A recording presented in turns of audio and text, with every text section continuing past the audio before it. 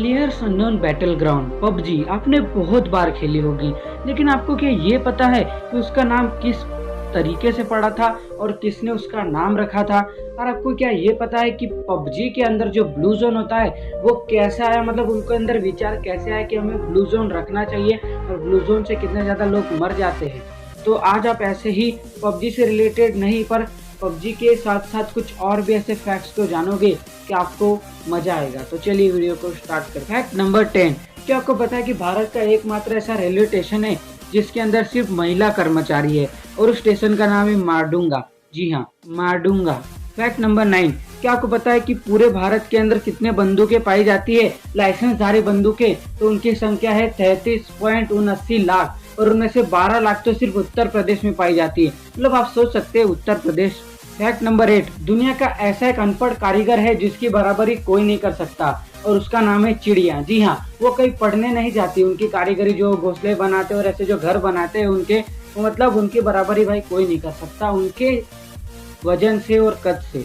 Fact number 7, आपने ये कहावत तो सुनी होगी कि हर कुत्ते का दिन आता है, तो ये बात सच भी हुई है। एक कुत्ता था जो योंडे के शोरूम के पास हमेशा खड़ा रहता था कि उसको कभी ना कभी अंदर जाने को जरूर मिलेगा, क्योंकि उसकी ख्वाहिश थी कि वो अंदर जाए, लेकिन उसका जो मालिक था वहाँ पे काम करता था, उसको अंदर नहीं आने देता, कहता था कि तू अंदर मत आ, मैं यहाँ पे मैं काम करूंगा और बाद में तुझे घर लेके चला जाऊंगा। लेकिन वो वफादार होने के कारण वो अंदर नहीं जाता था।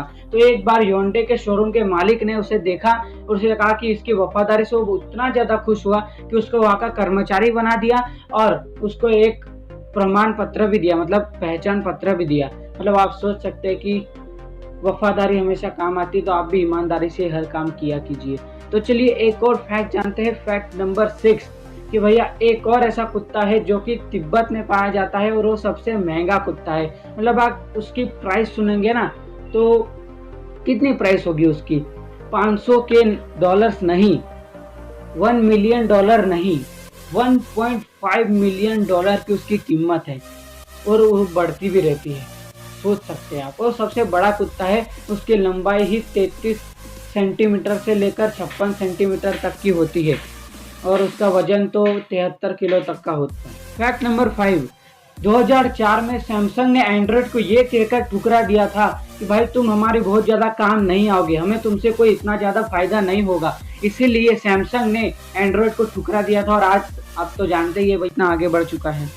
फैक्ट नंबर 4, तंजानिया में एक युवक को ऐसा पत्थर हाथ लगा कि उसकी कीमत 14 करोड़ रुपए थी, लेकिन उसके लिए कोई अनोखी बात नहीं थी क्योंकि उसको पहले भी एक ऐसा पत्थर हाथ लग चुका था जिनकी कीमत 25 करोड़ तक से भी ज्यादा थी। मतलब आप सोच सकते हैं कि भगवान जब देता है छप्पड़ फाड़ के ही देता है। तो आप भी मेहनत करा कीजिए, फल की चिंता ना करें। फैक्ट नंबर 3, दुनिया का सबसे बड़ा बंदर मांड्रिल है और उसका वजन 35 केजी है और उसकी मतलब लंबाई जो है वो 3.3 फीट है और वो सबसे बड़ा बंदर है। वो दिखने में भी काफी अनोखा दिखता है और एक टाइप से खूबसूरत भी दिखता है थोड़ा बहुत। तो एक ब्यूटीफुल और एक सबसे बड़ा बंदर है पबजी, प्लेयर्स अननोन बैटलग्राउंड। कई सारे लोग इसे खेलते हैं और ये काफी ज्यादा पॉपुलर भी है, लेकिन आपने कभी सोचा है कि उसका नाम कैसे पड़ा था?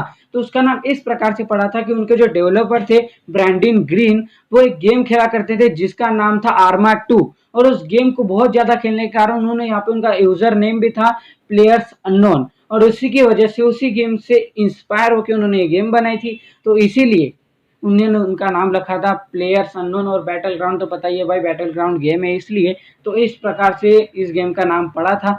सोचिए कभी कि आपके नाम, आप ऐसा सोचे और उस नाम के ऊपर गेम बन जाए तो कितना अच्छा और कॉन्फिडेंसली लगेगा आपको। फैक्ट नंबर 1, क्या आपको पता है कि पबजी के अंदर भैया ब्लू जोन किस प्रकार से आया? मतलब ब्लू जोन आता है, उसके अंदर तो धीरे धीरे छोटा होता जाता है और उसके बाद सारे लोग उसमें, मतलब जो बाहर रह गया वो मर जाता है और जो अंदर रहता है वही फाइट कर पाता है।